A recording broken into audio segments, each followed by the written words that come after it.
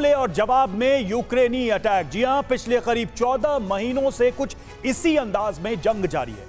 कभी हमलों में तेजी तो कभी जवाबी हमले, लेकिन अब ऐसा नहीं रहने वाला है। हालात एकदम से बदलने वाले हैं। अब कुछ ऐसा होने का डर है जिसका असर बहुत दूर तक हो सकता है, बहुत विध्वंसक हो सकता है, क्योंकि पुतिन कुछ घंटे पहले आनन फानन में क्रेमलिन पहुंचे। अभी तक जानकारी नहीं है कि वो क्यों अचानक क्रेमलिन पहुंचे, लेकिन इसको लेकर भारी सरगर्मी है। पूरी जानकारी देंगे आपको, लेकिन पहले इस वक्त की बड़ी खबर आपके सामने रखने जा रहे हैं। बड़ी खबर के साथ शुरुआत करते हैं। जी हां, अचानक क्रेमलिन पहुंचे रूस के राष्ट्रपति पुतिन। आनन फानन में क्रेमलिन पहुंचा पुतिन का काफिला।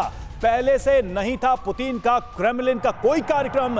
रूसी मीडिया में कयासों का बाजार गर्म है इस वक्त, और पुतिन के पहुंचने के बाद तरह तरह के अंदाजे लगाए जा रहे हैं, अनुमान लगाया जा रहा है कि आखिर अचानक पुतिन के पहुंचने की वजह क्या हो सकती है। तो एक तरफ बैटल ग्राउंड में टेंशन लगातार बढ़ रही है, तनाव लगातार बढ़ रहा है यूक्रेन की तरफ से किसी बड़े काउंटर ऑफेंसिव की बात, वहीं दूसरी तरफ पुतिन का क्रेमलिन में अचानक पहुंचना।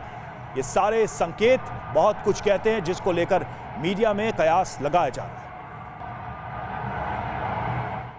तो पुतिन के अचानक क्रेमलिन पहुंचने पर अभी भी भारी असमंजस है। आइए समझते हैं कि पुतिन के अचानक क्रेमलिन पहुंचने की वजह क्या हो सकती है, क्या इसकी संभावना है, कौन कौन से कारण हो सकते हैं कि पुतिन अचानक क्रेमलिन पहुंचते हैं। तो अचानक क्रेमलिन पहुंचते हैं पुतिन क्यों, जरा उस पर हम नजर डालते हैं। कुछ अहम हम कारण, कुछ अहम अनुमान की बात कर रहे हैं। ये तस्वीर आप देखिए, क्रेमलिन पहुंचे। पहली बात, पहला अंदाजा क्या है, किसी बड़े फैसले की तैयारी हो सकती है और इसके लिए पुतिन वहां पहुंचे। नंबर 2, दूसरे पे आते हैं, कहीं कोई बड़ी इमरजेंसी है क्या जिसकी वजह से पुतिन पहुंचे। नंबर 3, किसी बड़े ऑपरेशन का क्या पुतिन आदेश देने वाले हैं। नंबर 4, चौथा, कोई बड़ी खबर मिली है शायद, इस वजह से वो यहां पर पहुंचे हैं। नंबर 5, कोई अंदरूनी संकट है क्या, क्या किसी तरह के विरोध या विद्रोह की बात पुतिन के सामने आई है जिसकी वजह से वो अचानक क्रेमलिन पहुंचे अपने पूरे काफिले के साथ। तो ये 5 अनुमान हम आपके सामने बता रहे हैं, जो सवाल सबके मन में है कि आखिर क्यों क्रेमलिन पहुंचे हैं। और यूक्रेन के काउंटर ऑफेंसिव प्लान की धज्जियां उड़ाने के लिए यूक्रेन, यूरोप, अमेरिका तो छोड़िए, पूरी धरती को दहलाने के लिए रूस ने एटमी रूल तोड़ने का ऐलान कर दिया है। इतना ही नहीं, दावा तो यहां तक किया जा रहा है कि प्रेसिडेंट पुतिन एंड ट्रिगर को दबाने के लिए तैयार हैं, और जैसे ही एंड ट्रिगर दबा, धरती के उत्तरी छोर से उठी तबाही कई मुल्कों के वजूद को मिटा देगी। आखिर कैसे, देखिए।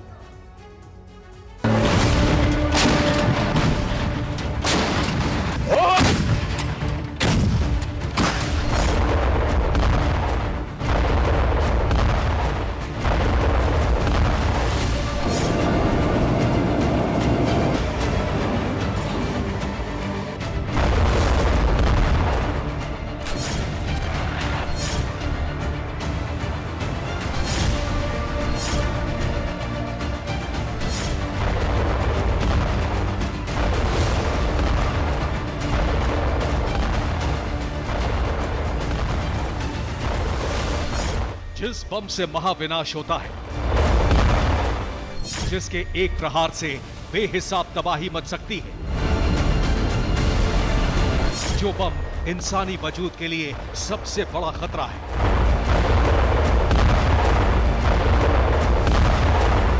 उसी विनाशक का इस्तेमाल 78 साल बाद महाबली रूस करेगा।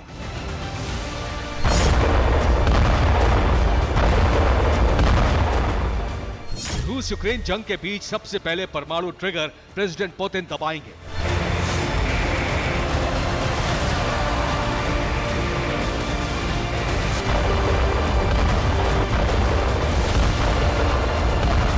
और जानते हैं न्यूक्लियर विनाशक का पहला टारगेट कहां है? धरती का उत्तरी छोर, यानी बर्फीले पहाड़ों से ढका आर्कटिक रीजन।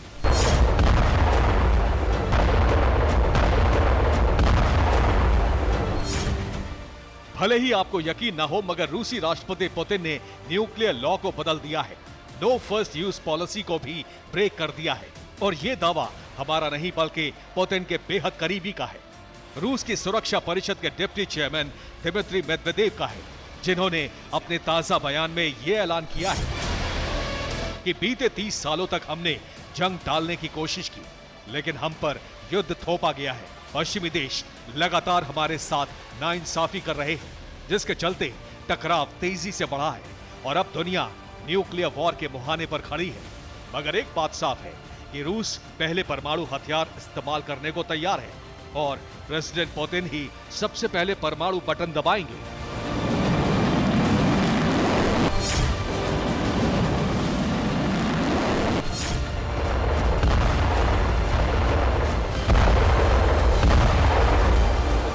दिमित्री मेदवेदेव की इस एटमी वार्निंग को हवाई इसलिए भी नहीं कहा जा सकता क्योंकि मेदवेदेव ने अपने बयान में यह साफ साफ बताया है कि न्यूक्लियर अटैक कहां होगा, धरती के किस हिस्से में होगा और परमाणु बम फटने के साथ ही तबाही का दायरा कितना बड़ा और भयावह होगा।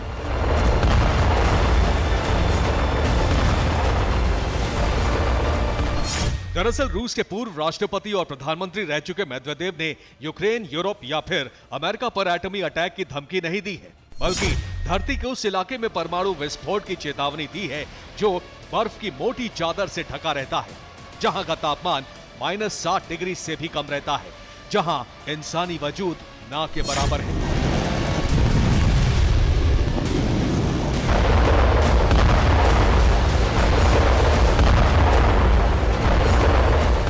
हम बात कर रहे हैं आर्कटिक रीजन की, जहां रूस पहला एटम बम फोड़ सकता है।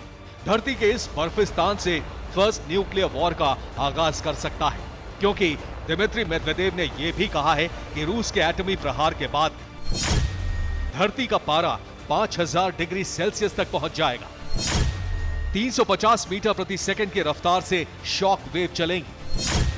3000 किलोग्राम प्रति स्क्वायर मीटर के दबाव से रेडिएशन फैलेगा।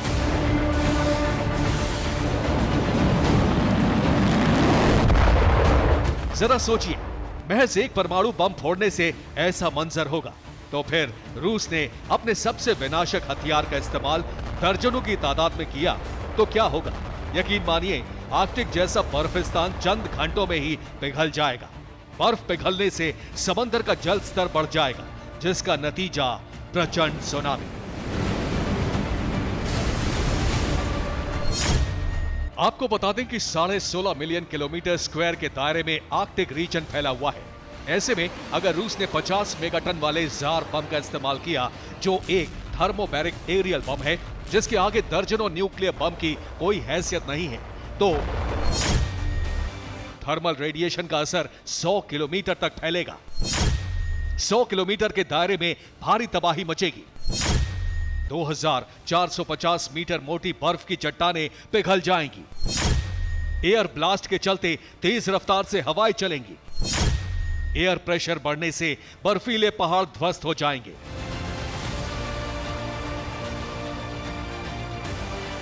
यानी जार बम का एक बार ही आर्कटिक के बड़े हिस्से को तहस नहस कर देगा। ऐसे में अगर महाबली रूस ने 100 प्रलयंकारी जार बमों का इस्तेमाल किया तो आर्कटिक का बड़ा हिस्सा पूरी तरह से तबाह हो जाएगा और इसका असर सिर्फ आर्कटिक रीजन में आने वाले देशों पर ही नहीं बल्कि पूरी दुनिया पर पड़ेगा।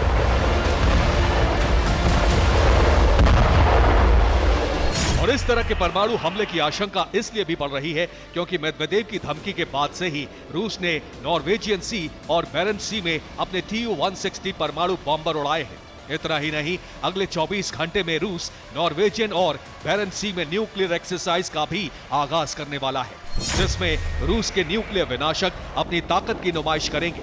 एटम बम वाले उड़न दस्ते वॉर रिहर्सल करेंगे।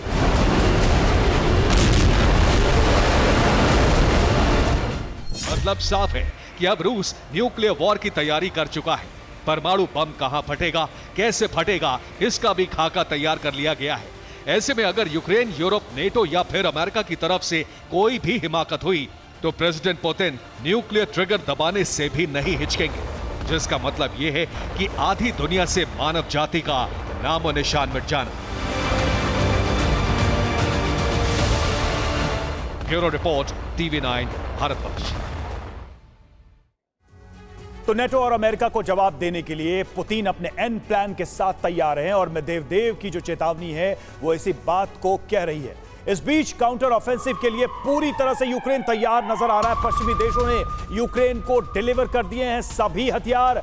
जितना वादा किया था सभी हथियार यूक्रेन को दे दिए। नाटो मिलिट्री कमांडर ने दी है बहुत बड़ी जानकारी। किसी भी वक्त यूक्रेन शुरू कर सकता है बड़ा ऑपरेशन, और इस ऑपरेशन के लिए जितने भी हथियारों की डिलीवरी होनी थी, जिसका वादा किया गया था, वो दे दिया गया है। और जो जानकारी मिली है उसके मुताबिक 98% हथियार यूक्रेन को डिलीवर किए जा चुके हैं। तो क्या अब बहुत कम समय बचा है यूक्रेन के उस काउंटर ऑफेंसिव के लिए, जिसको लेकर पेंटागन से जानकारी लीक हुई और जिसको लेकर रूस की तरफ से भी इस वक्त काफी तैयारी चल रही है।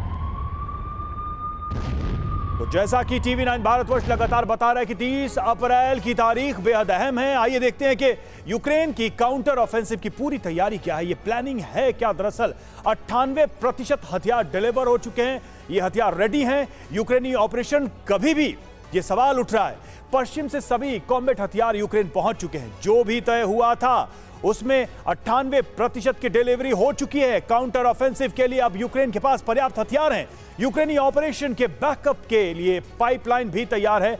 मई में यूक्रेन शुरू कर सकता है काउंटर ऑफेंसिव ऑपरेशन। रूसी कब्जे वाली पूरी जमीन छुड़ाने के लिए यूक्रेन की योजना। क्रीमिया पर यूक्रेनी हमले की भी पश्चिम समर्थन कर रहा है। इस हमले की योजना का भी समर्थन पश्चिम की तरफ से लगातार किया जा रहा है। तो क्रीमिया को लगातार रूस रेड लाइन बताता रहा है, लेकिन देखिए इस योजना में क्रीमिया भी शामिल है। और यूक्रेन का स्प्रिंग ऑफेंसिव ऑपरेशन यानी कि गर्मियों में बड़े हमले की तैयारी है। यूक्रेन की इस तैयारी का सीक्रेट डॉक्यूमेंट लीक हो चुका है। मॉस्को पहुंचे टीवी9 भारतवर्ष संवाददाता मनीष झा ने इस लीक डॉक्यूमेंट के मुताबिक यूक्रेन के 30 अप्रैल के ऑफेंसिव प्लान यानी वर्ल्ड एक्सक्लूसिव, इस पे उन्होंने एक रिपोर्ट फाइल की है, वो हम आपको दिखाने जा रहे हैं। 30 अप्रैल को यूक्रेन के इस कदम से यूरोप में विनाश का चक्र शुरू हो सकता है। देखिए ये एक्सक्लूसिव रिपोर्ट।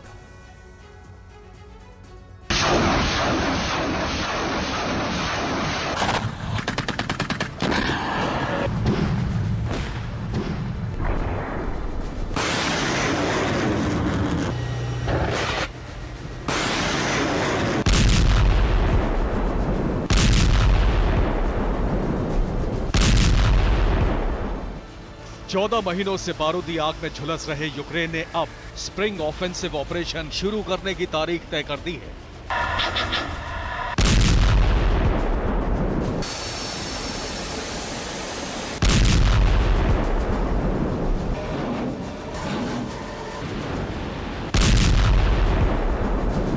तीस अप्रैल को यूक्रेन रूस पर सबसे बड़ा धावा बोलने वाला है।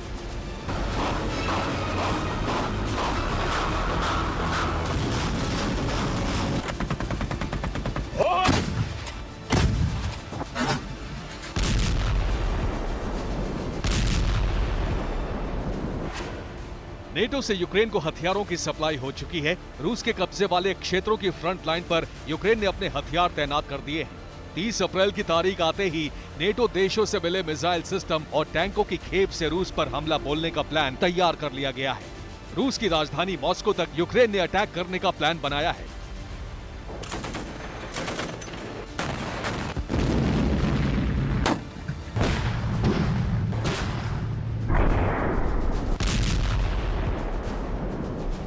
ज़ेलेंस्की के ऑपरेशन 30 अप्रैल का ब्लूप्रिंट लीक हो चुका है। रूसी मिलिट्री इंटेलिजेंस को मिली जानकारी के मुताबिक यूक्रेन ने ज़ेपोरिजिया से ऑपरेशन शुरू करने की प्लानिंग की है। यूक्रेन का पहला टारगेट 3 शहर बनने वाले हैं।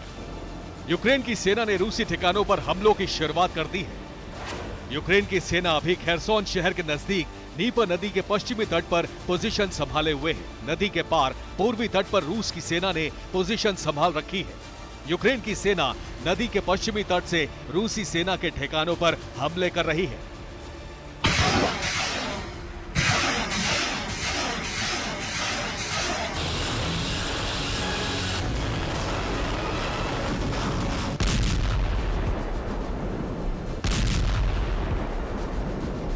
खेरसोन के नजदीक नीपर नदी के तट से यूक्रेन का ऑपरेशन 30 अप्रैल को शुरू होने जा रहा है। यहां से यूक्रेन रूस पर बड़े अटैक शुरू करेगा।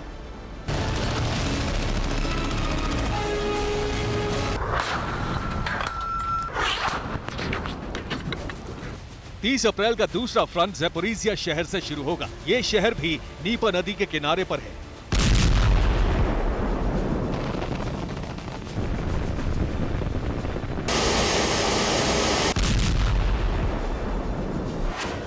ज़ेपोरिज़िया से ऑपरेशन शुरू करके अजोव सागर के तट पर पहुंचने का प्लान है। यहाँ 3 शहर बर्दियांस्क, पेरिमोर्स्क, ब्रेस्लोव को कब्जे में लेने का प्लान है। यूक्रेन ने प्लान बनाया है कि तीनों शहरों पर कब्जा करने के बाद अजोव सागर के तट से क्रीमिया पर हमला बोला जाएगा। ऑपरेशन 30 अप्रैल की निर्णायक जंग मेलिटोपोल में छिड़ी जाएगी। स्प्रिंग ऑफेंसिव शब्द कई महीनों से यूक्रेन की सेना इस्तेमाल कर रही है। ये मिशन शुरू होने में सिर्फ 3 दिन बाकी है।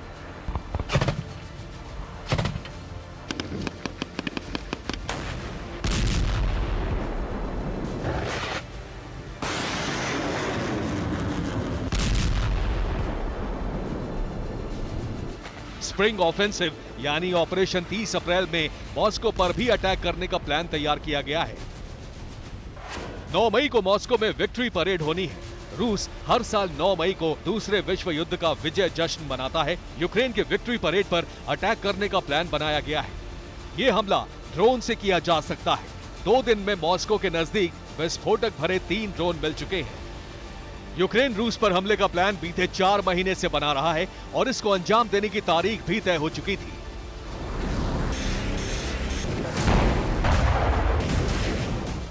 यूक्रेन का प्लान था युद्ध का 1 साल पूरा होने से पहले रूस पर अटैक करना, लेकिन ये प्लान लीक हो गया।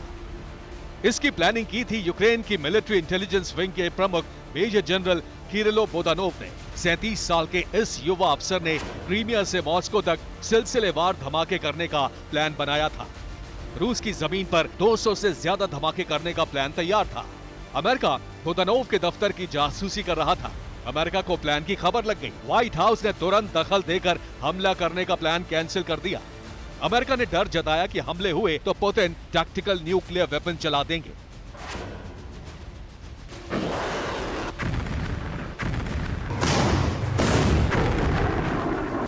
फरवरी में जिस प्लान पर अमेरिका ने ब्रेक लगा दिया था, अब उस प्लान को अमेरिका की मदद से ही फिर एक्टिवेट कर दिया गया है। लेकिन हालात वही हैं। अगर रूस पर हमला हुआ तो यूरोप और अमेरिका तक न्यूक्लियर मिसाइलों का बरसना तय माना जा रहा है।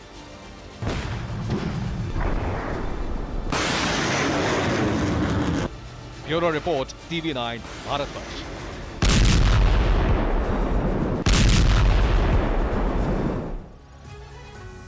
और अब बात उस खबर की जिससे बिहार की सियासत अचानक से गर्मा गई है। जी हां, आनंद मोहन की रिहाई से कहीं आनंद है तो कहीं रोष है, गुस्सा है। रिहाई के बाद आनंद मोहन के स्वागत की तैयारी की खबरें हैं। सहरसा के पंचगछिया गांव में समर्थकों की भीड़। आज सुबह 4:30 बजे जेल से रिहाई हुई थी और अब खबर आ रही है कि पंचगछिया गांव में समर्थकों की भीड़ है आनंद मोहन के स्वागत के लिए। आनंद मोहन के समर्थक यहां पर मौजूद हैं। सुबह 4:30 बजे सूर्योदय से पहले ही सहरसा जेल से आनंद मोहन की रिहाई कर दी गई।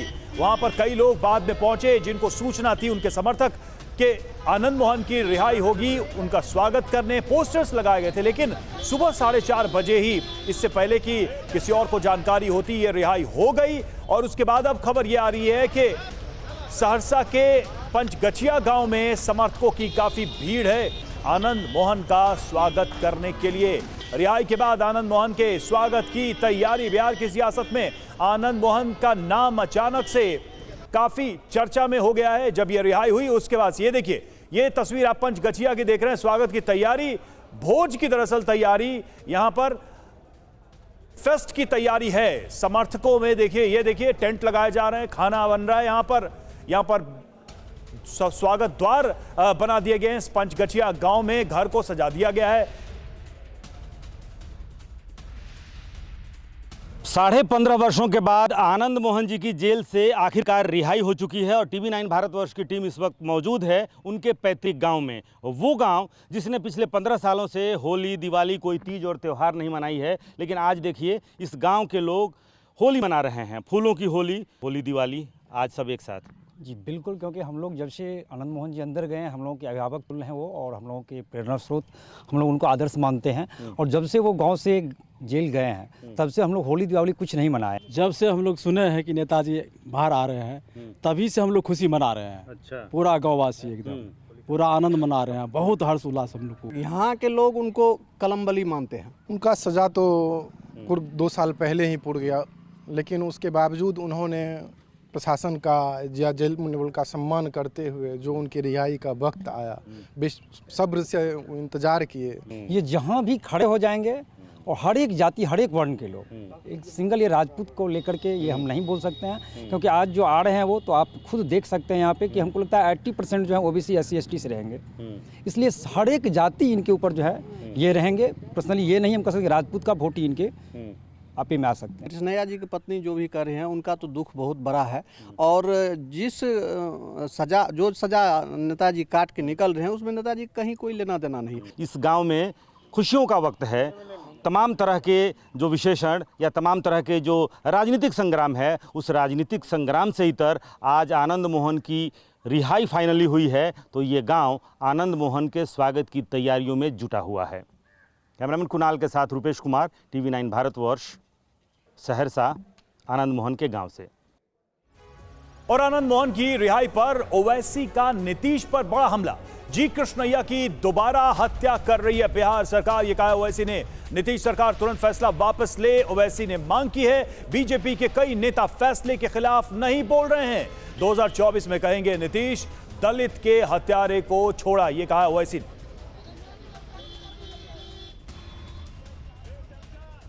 जिस शख्स को एक IAS ऑफिसर की हत्या का कत्ल का इल्जाम है, उसके लिए आप जेल मैन्यूल को अमेंड करते हैं, प्रिजनर मैन्यूल को, और मर्डर ऑफ पब्लिक सर्वेंट के क्लॉज को निकालते हैं आप। तो अब ये बताइए कि कौन सा IAS ऑफिसर अब बिहार में अपनी जान को खतरे में डालकर गरीब जनता के लिए काम करेगा? और ये कृष्णैया साहब वो आदमी है जो कूली का काम किए पढ़ाई हासिल करने के लिए, दलित परिवार से आते थे, और आज आप उनका दोबारा हत्या कर रही है बिहार की सरकार उनकी। और आनंद मोहन की रिहाई पर बिहार के मुख्य सचिव का बयान सामने आया। नियम के मुताबिक हुई है रिहाई, ये अमीर सुबहानी का कहना है। किसी को विशेष छूट नहीं दी गई। 2012 में बिहार में नया जेल मैनुअल बनाया गया था और अब उसमें जो बदलाव हुआ है वो सब नियम के मुताबिक रिहाई हुई है। ये विशेष अवसर पर होता है, गृह मंत्रालय की अनुशंसा पर होता है। शर्तें और तरीका राज्य सरकार तय करती है।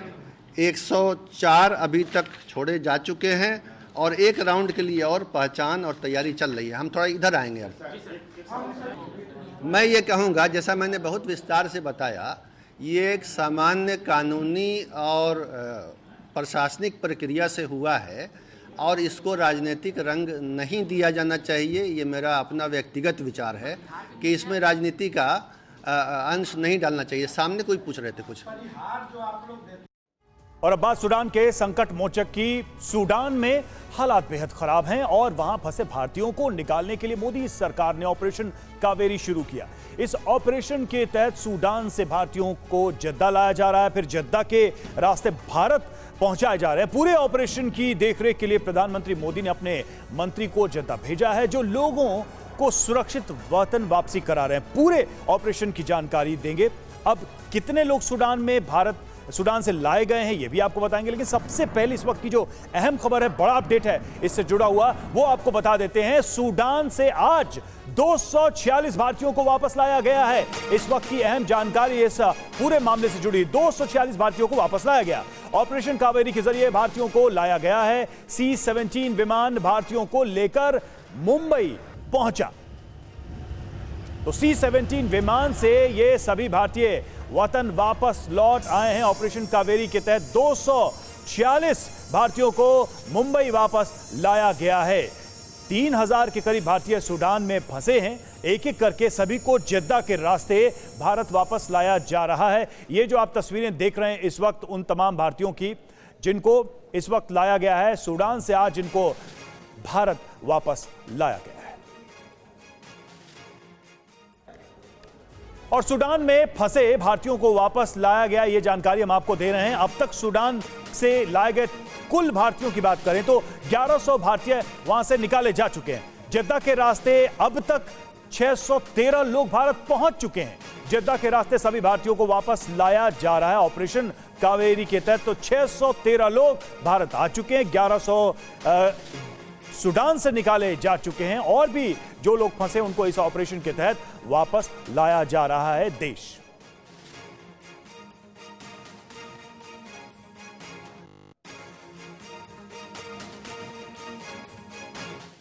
और सूडान में फंसे भारतीयों को लेकर जब बस दिल्ली से लखनऊ पहुंची तो लोगों के चेहरे खिल गए। सूडान के हालात याद करके लोग बता रहे हैं कि उन्हें उम्मीद नहीं थी कि उनकी वतन वापसी हो पाएगी। हमारे संवाददाता प्रीति श्रीवास्तव ने लोगों से बात की, आइए सुनते हैं।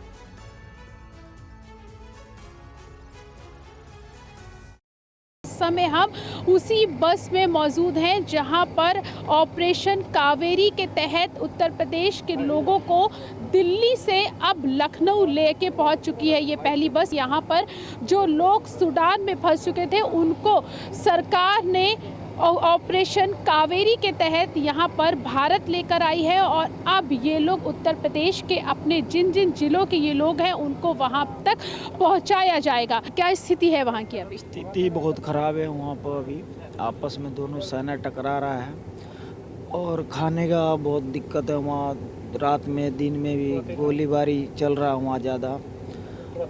तेज कहाँ से बोले सर, आवाज़ ही नहीं निकल रहा है। 5-7 दिन से तो हमने सही से अपना अभी तो नहाए धोए नहीं है, बहुत दिक्कत है। अभी तो इंडियन नेवी जो है बहुत काफ़ी मदद किया वहाँ और सरकार का बाकी बहुत बढ़िया हम लोग को सुरक्षा मिला है। वहाँ पे भारतीय सब कमरे में एक कमरे में बंद रहते थे, सब वहाँ पे बाहर नहीं निकलते थे।